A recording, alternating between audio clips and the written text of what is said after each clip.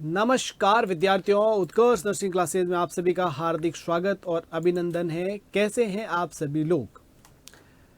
आप सभी विद्यार्थियों का हार्दिक स्वागत है एक खास सेशन के अंदर जिसका नाम है रैपिड रिवीजन सेशन, है ना, जिसके अंदर अपन कुछ इंपॉर्टेंट टॉपिक्स के ऊपर चर्चा करेंगे। ये सारे टॉपिक्स आपके तमाम एग्जाम के लिए बेहद इंपॉर्टेंट रहने वाले हैं और ये स्पेशली जब आपके एग्जाम का टाइम ड्यूरेशन बिल्कुल पास आ जाए तो आपको एक रिवीजन करने के लिए ऐसा कंटेंट तैयार करने का प्रयास है जो आपको हर एक एग्जाम के लिए हमेशा मददगार रहे। ठीक है, तो आप सब लोगों को पता है कि बहुत सारे ऐसे टॉपिक है जो हमेशा एग्जाम के अंदर रिपीटेडली पूछे जा रहे हैं और कहीं ना कहीं अपन वहाँ पर गलतियाँ करते जा रहे हैं। तो उन टॉपिक के ऊपर अपना फोकस रहेगा और बेहतर से बेहतर अपन कैसे उन चीज़ों को कर सकते हैं उसका प्रयास किया जाएगा। तो आज के इस रैपिड रिवीजन सेशन के अंदर आप पीछे देख पा रहे होंगे अच्छे से अपनी एक हेडिंग जो डाल रखी है वो एक माल न्यूट्रिशन है। माल न्यूट्रिशन के ऊपर अपन एक बेहतरीन चर्चा करने का प्रयास करेंगे और उसके लिए अपन देखो शुरुआत करते हैं एक शानदार सेशन की। चलिएगा, सबसे पहले तो आप ये डालिएगा, देखो वर्ड का मतलब क्या है भाई आपके, माल न्यूट्रिशन, है ना। अगर अपन बात करें माल न्यूट्रिशन की तो क्या मतलब होता है भाई माल न्यूट्रिशन की? माल न्यूट्रिशन का मतलब क्या होता है? ए पैटर्न ऑफ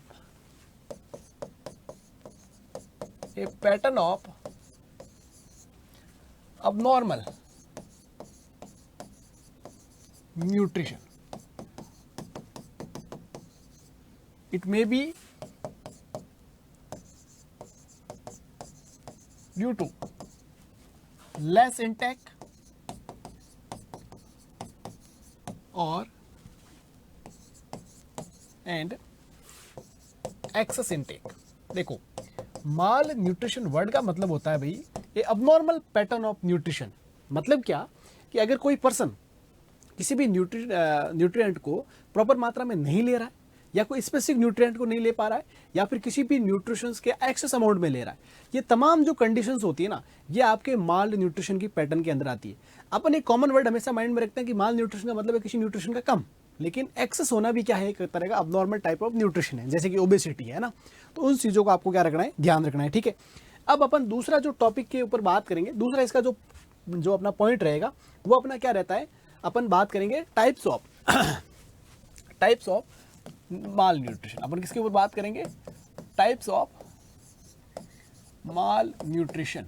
ठीक है, माल न्यूट्रिशन के टाइप्स के ऊपर चर्चा करते हैं। तो देखो, अगर अपन माल न्यूट्रिशन के टाइप के ऊपर चर्चा करेंगे तो माल न्यूट्रिशन जो है उसको अपन मेनली दो भागों के अंदर क्या करते हैं, अपन क्लासीफाई करते हैं। कितने भागों के अंदर? दो भागों में। एक होता है भाई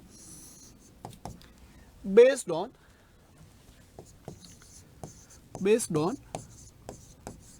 ड्यूरेशन,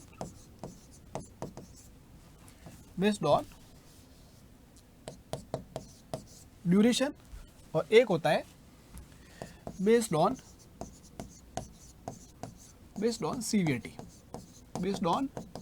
सीवीटी, जो कि अपन ग्रोथ चार्ट के माध्यम से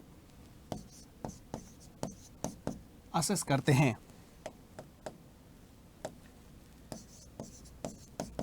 ठीक है, अगर अपन बेस्ड ऑन सीवीटी के आधार पर की बात करें तो अपन इसके अंदर एक स्कोरिंग देखते हैं ना। वो कौन सा स्कोर देखते हैं? अपन जेड स्कोर देखते हैं। जेड स्कोर के आधार पर अपन इसको क्या करते हैं, दो भागों के अंदर क्लासीफाई करते हैं। एक होता है मॉडरेट माल न्यूट्रिशन और दूसरा जो रहता है वो रहता है आपका सीवियर माल न्यूट्रिशन। दूसरा क्या रहता है आपका? सीवियर माल न्यूट्रिशन रहता है। ठीक है, अगर मैं बात करता हूं मॉडरेट माल न्यूट्रिशन तो ऐसी कंडीशन जिसके अंदर जेड स्कोर -2 to -3 के बीच होता है, उसे अपन क्या कहते हैं? उसे अपन कहते हैं मॉडरेट माल न्यूट्रिशन। जबकि सीवियर के अंदर क्या होगा, जो जेड स्कोर होगा लेस देन -3 रहेगा। कितना रहेगा? लेस देन -3 रहेगा, ध्यान रखिएगा। उसके अलावा अगर अपन बेस्ड ऑन अगर ड्यूरेशन के आधार पर बात करें तो एक तो रहेगा आपका एक्यूट माल न्यूट्रिशन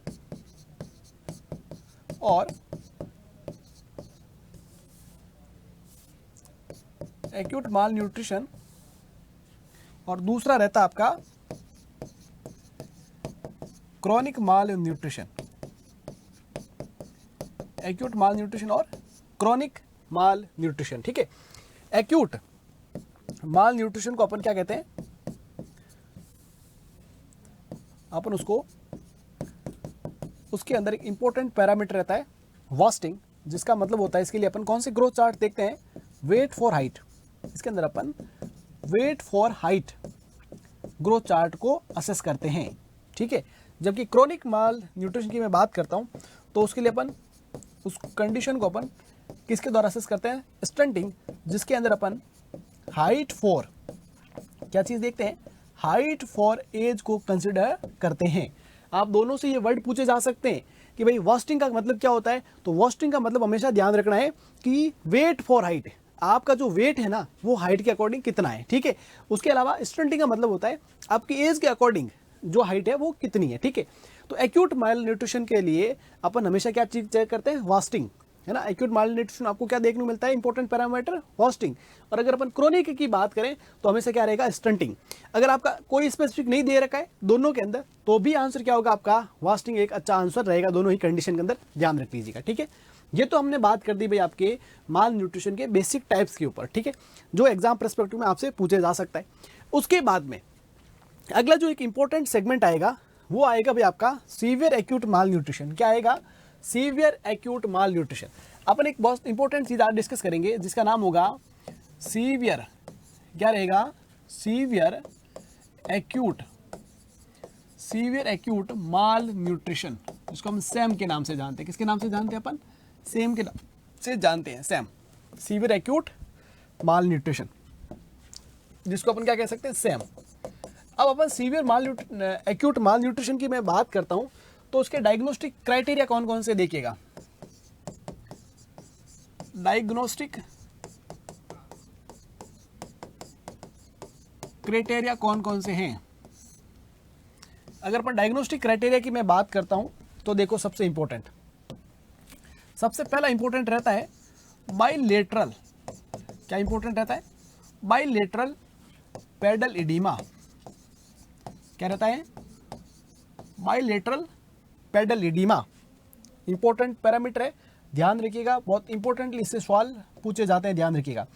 देखो, अगर अपन सेम किसी पर्सन को डायग्नोस करना चाहते हैं तो सबसे इंपॉर्टेंट होता है बाइलेटरल पेडल इडीमा। बाइलेटरल उस पर्सन के अंदर पेडल इडीमा देखने को मिल रहा है या नहीं मिल रहा है। ठीक है, उसके अलावा अगर अपन दूसरे पैरामीटर की बात करें तो मिड अपर आर्म सर्कमफेरेंस, क्या, mid upper arm circumference, mid upper arm जो सर्कमफेरेंस रहता है तो वो कितने से कम, उसका लेस देन 11.5 सेंटीमीटर से कम होना। जैसे कि अपन साइकिल टैप के अंदर पढ़ते हैं भाई, मिड आर्म अपर सर्कमफेरेंस वगैरह जो सारे पैरामीटर रहते हैं ना, उनको अपन यहाँ पर असेस करते ही करते हैं, तो ये अपना एक इंपॉर्टेंट पैरामीटर रहता है, ध्यान रखिएगा। ठीक है, तीसरे जैसे अगर मैं पैरामीटर की बात करता हूँ ना, तो तीसरा इंपॉर्टेंट पैरामीटर कौन सा रहता है भाई, आपके जो जेड स्कोर है, कौन सा, जेड स्कोर जो है वो कितना, लेस देन -3 से कम होना, लेस देन -3 से कम होना। जो अपने जो पैरामीटर देखा था आप लोगों को, अभी मैंने जेड स्कोर बताया था, अगर जेड स्कोर में आपके ग्रोथ चार्ट के अंदर आपका जो जेड स्कोर है वो लेस देन -3 से कम आ रहा है, तो वो एक इंपॉर्टेंट इंडिकेटर होगा आपके डायग्नोसिस के लिए। कितनी चीजें आई हुई, अपने 3 चीजें इंक्लूड करी कि अगर किसी पर्सन को बाइलेटरल पेडल इडीमा है, साथ ही साथ उसका mid upper arm circumference less than 11.5 centimetre है, और तीसरा अगर उसका जेड स्कोर लेस देन -3 से कम है, तो उसे अपन क्या कहेंगे, सीवियर एक्यूट माल न्यूट्रिशन के नाम से जानेंगे। ठीक है, अब देखो भाई, सीवियर माल न्यूट्रिशन, एक्यूट माल न्यूट्रिशन अपने डायग्नोस तो कर लिया, पर उसके बाद में अगर अपन बात करेंगे तो अपन करेंगे किसके ऊपर, मैनेजमेंट के ऊपर। अगर अपन इसके मैनेजमेंट की चर्चा करें ना, तो मैनेजमेंट के लिए एक टेस्ट किया जाता है, उस मैनेजमेंट को अपन क्या कहते हैं, एपेटाइट टेस्ट कहते हैं। क्या कहते हैं, एपेटाइट टेस्ट। एपेटाइट टेस्ट क्या होता है सर, एपेटाइट टेस्ट के अंदर ये किया जाता है, जो भी बच्चा है उसको ऑफर किया जाता है फूड, ऑफर किया जाता है भाई फूड। अगर पर्सन जो चाइल्ड है, चाइल्ड प्रॉपरली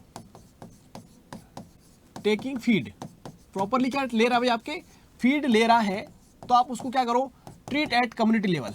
कहां पर ट्रीट करेंगे अपन, ट्रीट एट कम्युनिटी लेवल, आप उसको ट्रीट कर सकते हो। ठीक है। उसके अलावा अगर पर्सन फीड को एक्सेप्ट नहीं करता है ऑपर फूड, तो वो क्या करता है, पर्सन रिफ्यूज या कह सकते हैं unable to take food. Person या तो रिफ्यूज कर रहा है, वो खाने की या तो हालत में नहीं है और वो खा नहीं पा रहा है ना, उसी कंडीशन आपको क्या करना है, उस पर्सन को मतलब स्पेशली बच्चे को हॉस्पिटलाइज करना है। हॉस्पिटलाइजेशन करना इंपॉर्टेंट हो जाएगा उस कंडीशन के अंदर, ठीक है। तो ये आपको दो इंपॉर्टेंट पैरामीटर है उसके ट्रीटमेंट को डिसाइड करने के लिए कि एपेटाइट टेस्ट करेंगे। अगर बच्चा खुद इंटेक कर रहा है तो आप उसको सारी चीज़ों को आप घर पे ही अवेलेबल कराकर उस तरीके से सीक्वेंस से ट्रीट करना है। लेकिन बस इंटेक ही नहीं करा है, उस कंडीशन में बच्चों को क्या करना पड़ेगा, आपको हॉस्पिटल सेटअप के अंदर लेके आना पड़ेगा, जो कि आपके लिए बेहद इंपॉर्टेंट हो जाएगा, ध्यान रख लीजिएगा, ठीक है। तो ये तो मैंने आपको मैनेजमेंट की शुरुआत करी। अगर मान लीजिए अपन स्पेशली बात करते हैं हॉस्पिटलाइजेशन की, अपन किसकी बात करेंगे, हॉस्पिटल मैनेजमेंट की बात करेंगे। भाई हॉस्पिटलाइज होगा तो अपन हॉस्पिटल के अंदर कैसे मैनेज करेंगे, ठीक है। आपको सबसे पहले आपको इनके स्टेप जानने जरूरी होते हैं। सैम के बच्चों को मैनेज करने के 10 स्टेप्स होते हैं। भाई देखो, स्टेप्स फॉर मैनेजमेंट कितने रहेंगे भाई, आपके 10 स्टेप रहते हैं। ध्यान रखिएगा, कितने स्टेप रहते हैं आपके, 10 स्टेप रहते हैं।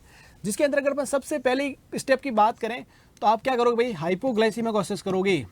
किसको असेस करोगे, हाइपोग्लाइसीमिया को सबसे पहले असेस करोगे। सबसे पहला मैनेजमेंट हमेशा किसका करेंगे, अपन हाइपोग्लाइसीमिया का मैनेजमेंट करेंगे, ध्यान रखना। दूसरे नंबर पर अपन हमेशा किसका मैनेजमेंट करेंगे, आपके बॉडी के टेम्परेचर का। पर्सन कहीं हाइपोथर्मिया में तो नहीं है, ठीक है, उसका दूसरा इंपॉर्टेंट मैनेजमेंट रहेगा। तीसरा इंपॉर्टेंट मैनेजमेंट किसका करेंगे भाई, आपके डिहाइड्रेशन का। किसका इंपॉर्टेंट मैनेजमेंट रहेगा, डिहाइड्रेशन का सबसे इंपॉर्टेंट मैनेजमेंट रहेगा। अब डिहाइड्रेशन को ट्रीट करने के साथ में आपको इलेक्ट्रोलाइट का भी विशेष तौर पर क्या रखना पड़ेगा, ध्यान रखना पड़ेगा। चौथा बड़ा इंपॉर्टेंट स्टेप रहेगा, बहुत इंपॉर्टेंट पॉइंट रहता है, ध्यान रखिएगा, ठीक है। उसके बाद अपना अगला फोकस रहता है कि पर्सन को कोई इन्फेक्शन वगैरह तो नहीं है, इन्फेक्शन को ट्रीट करना अपना एक इंपॉर्टेंट पर्सपेक्टिव रहेगा, ध्यान रखना है, ठीक है। उसके अलावा अगला जो अपना इंपॉर्टेंट पर्सपेक्टिव रहेगा वो रहेगा आपका माइक्रो न्यूट्रिएंट को किसको ट्रीट करना, बॉडी के अंदर जो माइक्रो न्यूट्रिएंट है उनको अपने को ट्रीट करना इंपॉर्टेंट एस्पेक्ट रहेगा, ठीक है। उसके अलावा अपने को क्या करना भाई, उसके बाद में अगला जो इंपॉर्टेंट अपन फोकस करेंगे उसके ऊपर फोकस करेंगे, अपन फीडिंग के ऊपर फोकस करेंगे, है ना।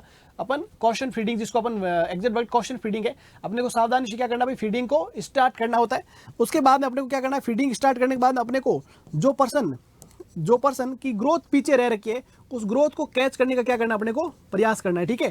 कैचअप ग्रोथ यहाँ पर क्या रहेगा, बड़ा इंपॉर्टेंट रहेगा, ध्यान रखिएगा। उसके बाद में अगला जो इंपॉर्टेंट रहेगा वो रहेगा आपका सेंसरी स्टिमुलेशन। अगला इंपॉर्टेंट क्या रहेगा, सेंसरी स्टिमुलेशन। और सबसे लास्ट अगर अपन कह सकते हैं तो वो क्या रहेगा भाई, आपके फॉलो अप। सबसे लास्ट क्या रहेगा, फॉलो अप रहेगा। क्या रहेगा, फॉलो अप रहेगा।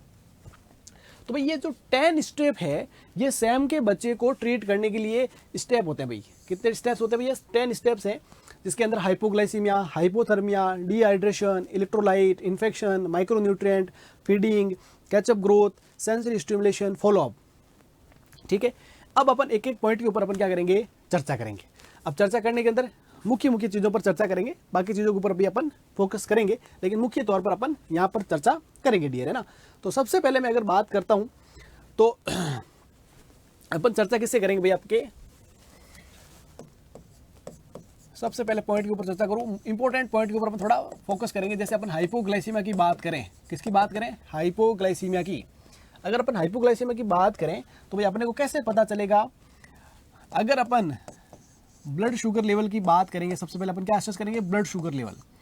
और ब्लड शुगर लेवल, अगर ब्लड शुगर लेवल किसी भी बच्चे का लेस देन 50 ग्राम पर DL से कम आ जाता है तो अपन उसे किस में काउंट करेंगे, हाइपोग्लाइसीमिया के अंदर काउंट करेंगे।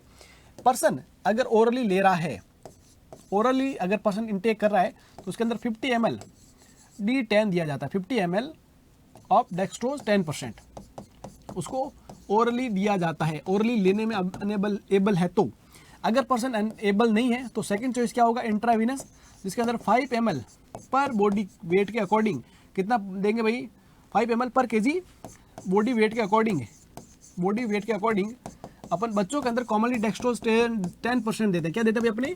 डेक्सट्रोज 10% देते हैं, ठीक है। अडल्ट के अंदर अपन D25% दे सकते हैं और कॉमनली D25% देते हैं। बुक्स के अंदर D50% भी लिखा होता है, लेकिन क्या होता है पेरिफेरल लाइन से इतना थिक फ्लूइड जान नहीं सकता, इसलिए कॉमनली D5 सबसे कॉमनली प्रेफर की जाने वाली होती है। सेंट्रल लाइन से अपन D50 भी दे सकते हैं, लेकिन हॉस्पिटल सेटअप में आपको कॉमनली अवेलेबल नहीं मिलती है, ठीक है। चलो, ये अपन हो गया भाई आपका कि भाई अपन किस तरीके से ब्लड शुगर लेवल को मॉनिटर करेंगे, असेस करते रहेंगे, ठीक है। उसके बाद में पेशेंट का सिम्टोमेटिक होना भी इंपॉर्टेंट रहता है, सिम्टोमेटिक है या नहीं है। अगर सिम्टोमेटिक नहीं है, ओरली इंटेक होता है तो अपन ओरली दे दो। सिम्टोमेटिक है तो उसको आप IV रूट के द्वारा आप डेक्सट्रोज 10% दो, ठीक है। उसके अलावा अगर अपन दूसरा इंपॉर्टेंट बात करें तो दूसरा इंपॉर्टेंट जो कंपोनेंट रहेगा वो क्या रहेगा भाई आपके? हाइपोथर्मिया। क्या रहता है? हाइपोथर्मिया। अगर अपन बात करें हाइपोथर्मिया की, तो हाइपोथर्मिया कब कहेंगे भाई बच्चों के अंदर? जब उसका टेम्परेचर, अगर बेबी का temperature less than 35.5 degree Celsius से कम अगर बच्चे का टेम्परेचर है तो वो हाइपोथर्मिया के अंदर कंसिडर्ड होगा। तो उसके लिए अगर अपन कह सकते हैं भाई वार्म ब्लैंकेट, है ना, वार्म ब्लैंकेट वगैरह बच्चे को अच्छे से कवर करना, कहीं से हवा का ज़्यादा मोमेंट हो रहा है तो उस मोमेंट को रोकना, इन द सेंस की मतलब कि भाई खिड़कियाँ वगैरह खुली है या ऐसा एरिया है, या अगर अवेलेबल है तो आप वार्मर या इंक्यूबेटर जो भी अवेलेबल है उसके अकॉर्डिंग उस बच्चे को अवेलेबल करवा के उसके टेम्परेचर को भी आपको क्या करना होता है? मिनिमाइज़ करना होता है, ठीक है। उसके अलावा अगर अपन बात करते हैं यहाँ पर तो अगला इंपॉर्टेंट रहता है भाई देखो अपना डिहाइड्रेशन, है ना। डिहाइड्रेशन की मैं बात करूं यहाँ पर, तो डिहाइड्रेशन के लिए कॉमनली क्या करते हैं भाई अपन ओरल, है ना। वो एक तो अपन ओरल अगर पर्सन अच्छा ले रहा होता है तो अपन क्या करते हैं ओरली, एक तो ओरल रिहाइड्रेशन साल्ट देते हैं। उसके अलावा रेसमोल, एक वर्ड आता भाई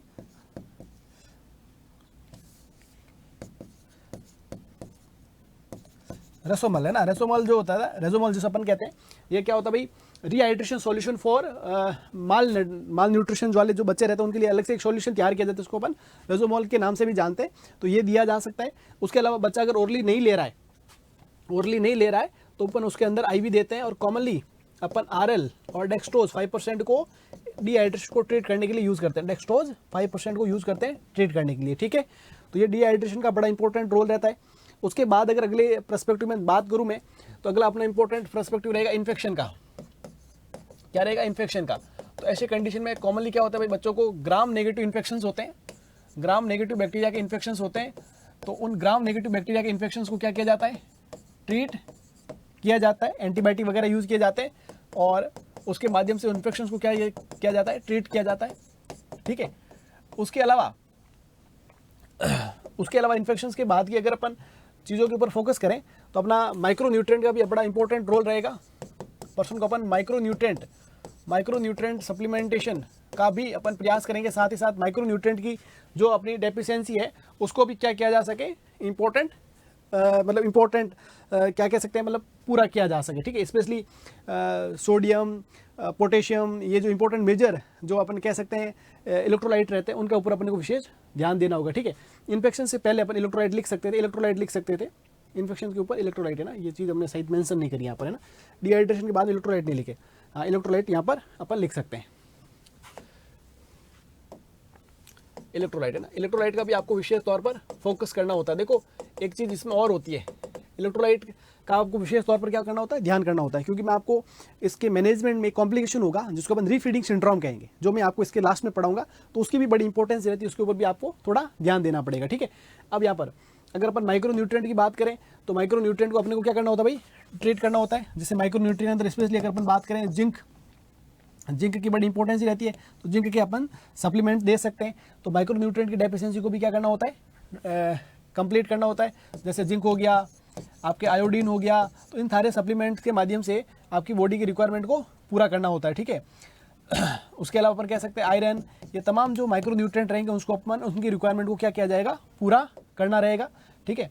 उसके बाद में अगर अपन बात करें फीडिंग की, तो अगला इंपॉर्टेंट रहेगा वो क्या रहेगा? आपकी फीडिंग रहेगी। क्या रहेगी? फीडिंग। अब अगर मैं फीडिंग की बात करता हूँ तो इसके अंदर एक तो भाई देखो F70 और एक होती है F75, है ना। ये इस तरह की डाइट यूज़ की जाती है। 70 का मतलब और 100 का मतलब क्या होता है, 100 ml के अंदर 100 कैलोरीज है, और साथ ही साथ 0. इसके अंदर क्या होता है भाई, 100 के इसके अंदर क्या होगा, 100 किलो कैलोरीज होगी, साथ कितने 100 ml के अंदर, ठीक है। साथ ही साथ क्या होगा, प्रोटीन कितना होगा, 0.9 ग्राम क्या रहता है, प्रोटीन रहता है। तो वो क्या करता है भाई, आपको कैलोरीज के लिए क्या रहता है, कैलोरीज के लिए दिया जाता है। जबकि इसके अंदर इसके अंदर 100 कैलोरी और प्रोटीन जो रहेगा वो 2.9 रहेगा, ठीक है। इसको थोड़ा 2.9 करिएगा, 2.9 ग्राम। जबकि इसके अंदर 70 किलो कैलोरीज रहेगा, 70 किलो कैलोरी पर 100 ml, साथ में प्रोटीन जो रहेगा वो कितना रहेगा, 0.9 ग्राम रहेगा, ठीक है। तो फीडिंग ये स्टार्ट की जाती है फीडिंग, और फीडिंग के लिए भी एक जो है ना, एक अपन कह सकते हैं कि इसके ट्रिक है ना, अपन मतलब हमेशा इस चीज़ को एक तरीके से याद रखते हैं। एक मतलब मेनोमिक्स है कि फीडिंग को कैसे देना होता है, उसके अंदर देखो एक बेस्ट नाम का मेनोमिक्स यूज़ किया जाता है। तो बेस्ट नाम की अगर मैं बात करूं, तो अगर इसके अंदर इंपॉर्टेंट चीज़ें देखो, बी का मतलब होता है बिगन फीडिंग। बी का मतलब क्या होता है, बिगन फीडिंग। फीडिंग को क्या करो आप, स्टार्ट करो। उसके साथ में एनर्जी डेंस फूड देना है। कैसा फूड देना, हमेशा एनर्जी डेंस, हमेशा क्या होना है, कंटेंट होना चाहिए। मतलब जो भी आप दे रहे हो ना फूड, उसके अंदर एनर्जी की मात्रा क्या होनी चाहिए भाई, अच्छी होनी चाहिए। मतलब डाइट कम और एनर्जी की मात्रा बराबर पूरी हो, इस चीज़ का आपको विशेष तौर पर क्या करना है, ध्यान रखना होता है, ठीक है। अब उसके बाद पे अगर बात करें साथ में अपने स्टिमुलेशन की, उसके साथ में अपन किसकी, स्टिमुलेशन को प्रमोट करना है। और साथ में अगला इंपॉर्टेंट रहता है जो रहता है ट्रांसफर टू होम डाइट। किसके ऊपर ट्रांसफर करना, ट्रांसफर टू होम डाइट पर आप उसको क्या करें, ट्रांसफर करें, ठीक है। तो ये बड़ा इंपॉर्टेंट पर्सपेक्टिव रहेगा, ध्यान रख लेना, ठीक है। अब यहाँ पर देखो, ये तो अपना इसके संबंधित सारी इंपॉर्टेंट चीज़ होगी। अब एक चीज़ और ध्यान रखना, जो भी आप कैलोरीज स्टार्ट कर रहे हो, कैलोरीज आप जो भी कैलोरीज दे रहे हो, उन कैलोरीज को हमेशा क्या करना होता है, ग्रेजुअली स्टार्ट करना होता है। एकदम से ऐसा नहीं है कि एक दिन में कोई भी शेयर नहीं बनेगा, ठीक है। धीरे धीरे आपको स्टार्ट करना है, ग्रेजुअली। बोले तो कैसे, आपको 80 to 100 किलो कैलोरी पर केजी पर डे से स्टार्ट करना है। और उसको आप कहाँ तक लेके जा सकते हैं, आपको धीरे धीरे कहाँ तक पहुँचाना है, 200 किलो कैलोरी पर केजी पर डे आपको पहुँचाना है, ठीक है। उसके अलावा देखो, उसके अलावा बड़ा इंपॉर्टेंट बात आपको मैं बता देता हूँ कि प्रोटीन की भी बात करें अपन, प्रोटीन को भी अपने को ऐसा स्लोली स्टार्ट करना है, 0.8 से लेकर 1 ग्राम पर केजी पर डे। और उसको आप कहाँ तक पहुँचा सकते हैं, 4 to 6 ग्राम, 4 to 6 ग्राम पर केजी पर डे आप दे सकते हैं, ठीक है। तो ये तमाम चीज़ें यहाँ पर क्या रहेगी, कैलोरीज के रिगार्डिंग बड़ी इंपॉर्टेंट रहेगी। तो इस चीज़ का आपको क्या रखना है, थोड़ा विशेष ध्यान रखना है, ठीक है। अब मैं आपके अगले कुछ पॉइंट के ऊपर चलूँ, तो आपको मतलब बच्चे को ग्रोथ को प्रॉपर मॉनिटरिंग करते रहना है, साथ ही साथ सेंसरी स्टिमुलेशन है, और अपने को रेगुलर फॉलोअप करवाना रहता है, ठीक है। अगर नॉर्मली जब बच्चे को डिस्चार्ज करने के क्राइटेरिया की अगर अपन बात करें, तो उसको कम से कम 2 वीक से उसको पेडल इडिमा नहीं होना चाहिए। मिड अपर आर्म सर्कम्फेरेंस है जो कम से कम 12.5 पर आ जाना चाहिए, तब उसको क्या किया जाता है, उसको डिस्चार्ज किया जाता है। वैसे उसकी दो अपन क्या कह सकते हैं, मैनेजमेंट की 2 फेजेज होती है। अगर अपन इसकी फेजेस की मैं बात करता हूँ, मैनेजमेंट की फेज़ की, तो फेजेस 2 रहती है। एक तो रहती है भाई स्टेबलाइजेशन फेज। स्टेबलाइजेशन फेज जो रहती है ना, वो रहती है आपके फर्स्ट वीक, पहला वीक रहता है ना, उसके अंदर स्टेबलाइजेशन फेज रहती है। और उसके बाद में रिहेबिलिटेशन फेज चलती है ना, रिहेबिलिटेशन फेज। और रिहेबिलिटेशन वीक जो फेज चलती है फॉर नेक्स्ट 6 वीक के लिए, नेक्स्ट जो आपके 6 वीक रहेंगे उस तक क्या क्या चलेगी, आपके रिहेबिलिटेशन फेज चलती है, ध्यान रखिएगा, ठीक है। और डिस्चार्ज कब करोगे, डिस्चार्ज कब किया जाता है, तो याद रखना, डिस्चार्ज करने के लिए मिड अपर आर्म जो सर्कमफेरेंस होता है, मिड अपर आर्म जो सर्कमफेरेंस होना चाहिए वो कितना होना चाहिए, कम से कम 12.5 से ज़्यादा होना चाहिए, या इतना तो होना ही चाहिए, ठीक है। और no pedal oedema for, no pedal oedema मतलब पेडल का मतलब पैरों वाली oedema, no pedal oedema for at least 2 week, ठीक है। उसके अलावा एक कॉम्प्लिकेशन हो सकता है भाई, इस मैनेजमेंट का एक कॉम्प्लिकेशन है। वो कॉम्प्लिकेशन क्या है, रीफीडिंग सिंड्रोम। क्या होता है, रीफीडिंग सिंड्रोम हो सकता है। इसका कॉम्प्लिकेशन क्या है भाई, रीफीडिंग। आप जैसे ही क्या करोगे, डाइट स्टार्ट करोगे, आप लंबे समय बाद बस उनको डाइट स्टार्ट करोगे, और डाइट स्टार्ट करोगे तो क्या होगा भाई, आपके इंसुलिन रिलीज होगा। क्या होगा, इंसुलिन रिलीज होगा। इंसुलिन क्या करेगा कि बॉडी के अंदर जो इलेक्ट्रोलाइट है ना, उन इलेक्ट्रोलाइट को किसके अंदर मूव करवा देंगे, सेल के अंदर। Electrolyte move into cell. Electrolyte किसके अंदर मूव कर जाएंगे? सेल के अंदर मूव कर जाएंगे सेल, और उसकी वजह से क्या होंगे? आपके इलेक्ट्रोलाइट की एक्स्ट्रा सेल्यूलर के अंदर एकदम से क्या हो जाएगी? कमी हो जाएगी, जिसके अंदर लैक ऑफ कह सकते हैं पोटेशियम, लैक ऑफ अपन कह सकते हैं फॉस्फेट, और उसके साथ साथ में अपना कैल्शियम, इनकी क्या होगी? एकदम से क्या होगी भाई? आपके एक्स्ट्रा सेल्यूलर जो फ्लूइड होगा उसके अंदर क्या हो जाएगी? कमी हो जाएगी। सबसे इंपॉर्टेंट चीज जो अपन यहाँ पर देखें ना, तो हमेशा किसकी रहती है? वो फॉस्फेट की रहती है। क्लिनिकल जो हॉलमार्क सबसे इंपॉर्टेंट रहता है वो हमेशा क्या रहता है? फॉस्फेट ही रहता है। इस चीज का आपको हमेशा क्या रखना है? ध्यान रखना है, ठीक है। उसके अलावा हाँ, मतलब देखो, एक बहुत कॉमन चीजें है ना ये सारी चीजें, फॉस्फेट और कैल्शियम। उसके अलावा अपने है ना ये चीज के ऊपर सबसे इंपॉर्टेंट, क्लिनिकली सबसे इंपॉर्टेंट कौन सा रहता है? फॉस्फेट रहता है। कैल्शियम के अलावा इंपॉर्टेंट एक थोड़ा अपन मैग्नीशियम का भी रोल को समझ सकते हैं, ठीक है। मैग्नीशियम का भी रोल हो सकता है, और इलेक्ट्रोलाइट की वजह से, इमेलेज की वजह से हो सकता है कि थोड़े पेशेंट को एडिमा डेवलप हो जाए, कार्डियक डिसरिथमिया जैसे कुछ फीचर्स की डेवलप हो सकते हैं। तो ऐसी तमाम चीज़ों के कॉम्प्लिकेशन हो सकते हैं, तो उस वजह से आपको इसका क्या रखना है? ध्यान रखना है। तो जिसको अपन क्या कहते हैं? इसको अपन कंबाइन तौर पर क्या कह सकते हैं? ये रीफीडिंग सिंड्रोम है। क्या है? रीफीडिंग सिंड्रोम। रीफीडिंग सिंड्रोम है। वापस फीडिंग स्टार्ट करने से अगर पर्सन के अंदर कोई क्लिनिकल फीचर्स आने लग जाए, कोई एक कॉम्प्लिकेशन डेवलप हो जाए, उसको अपन रीफीडिंग सिंड्रोम के नाम से जानते हैं। ध्यान रखिएगा, रीफीडिंग सिंड्रोम एक इंपॉर्टेंट कॉम्प्लिकेशन है, ध्यान रखिएगा। क्योंकि जैसे आप लंबे समय बाद अगर फूड स्टार्ट करोगे तो इंसुलिन रिलीज होगा और वो इलेक्ट्रोलाइट को सेल के अंदर एंटर करवा देता है। तो ऐसी कंडीशन के अंदर क्या होता है भाई? आपको कॉमनली क्या देखने को मिल सकता है? आपको रीफीडिंग सिंड्रोम देखने को मिल सकता है ना। यहाँ पर कैल्शियम से ज़्यादा इंपॉर्टेंट इन तीन का रोल देखो मुख्य तौर पर रहेगा ना। इसका थोड़ा ध्यान में रखना, कहीं ऐसा कोई कंफ्यूजन क्रिएट नहीं हो जाए। तीनों चीज़ों के ऊपर फोकस करिएगा, ठीक है। और ये सारी चीज़ें क्या कर सकते हैं भाई? एडिमा प्रमोट कर सकते हैं। क्या प्रमोट कर सकते हैं? एडिमा प्रमोट कर सकते हैं। इनका जैसे होगा क्या? एडिमा हो सकता है, ठीक है। तो ये सारी चीज़ें और भी कॉम्प्लिकेशन, इलेक्ट्रोलाइट के बेस्ड कॉम्प्लिकेशन भी आपको देखने को मिल सकते हैं, ठीक है। तो ये तमाम जो चीज़ें थी वो आपका माल न्यूट्रिशन, और माल न्यूट्रिशन के साथ में सीवियर एक्यूट माल न्यूट्रिशन के संबंधित ये पॉइंट था। ये पॉइंट CHO से लेकर नॉन स्टेट की हर एक एग्जाम के लिए बेहद महत्वपूर्ण रहने वाला है, और आप अच्छे से नोट बनाते रहिएगा। आपके लिए सारी चीज़ें और बेहतर से बेहतर लेके आएंगे, ठीक है। कैसा लगा सेशन उसके बारे में राय देना मत भूलिएगा। मिलते हैं एक नए सेशन के अंदर, तब तक के लिए आगे दीजिएगा। नमस्कार, थैंक यू।